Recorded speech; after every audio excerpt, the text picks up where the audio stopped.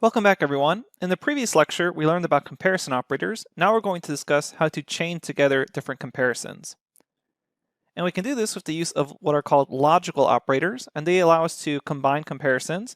And the key logical operators we're going to be discussing here is the AND keyword, the OR keyword, and the NOT keyword. So let's explore how to use these keywords, as well as chaining comparisons without the use of these keywords. All right, let's imagine that we wanted to have a condition that executed when we actually did two comparisons. For example, we wanted to check if 1 was less than 2, and we also wanted to check at the same time if 2 is less than 3. So you can imagine that instead of these direct numbers, we'd be using variable names that maybe get changed somewhere else in our code, but to keep things simple, we're just using direct integers. So to chain these two together, what we could do is do the following. We could say, is 1 less than 2, and is 2 less than 3? So when we run this, we get back true because this chain comparison is true and this comparison is true. If we were to change one of these, so for example, if I switch this to ask is 2 greater than 3, we get back false because even though this first one is true, this second one is no longer true. Now you could use this sort of chaining together, but alternatively, you can use a logical operator. And the one you would use to basically rewrite this code here is the AND keyword. So instead of the following from above, I could say is 1 less than 2, and notice that syntax highlighting there, is 2 greater than 3. And that returns back false as well. And I could switch this to be less than, and then that returns true.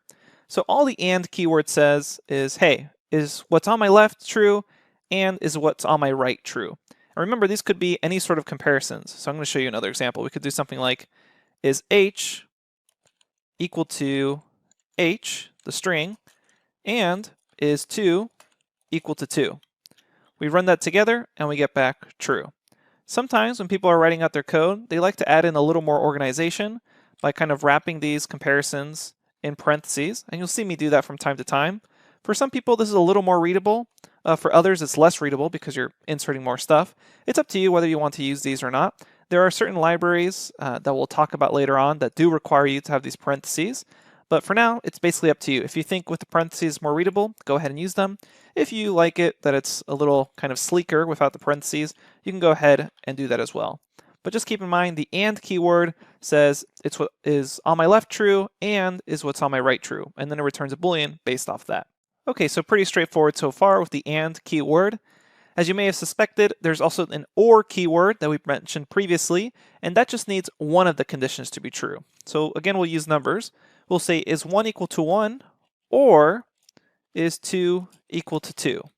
So we run that and we get back true. However, the OR only needs one of these conditions to be true. It just needs the one on the left or the one on the right to be true.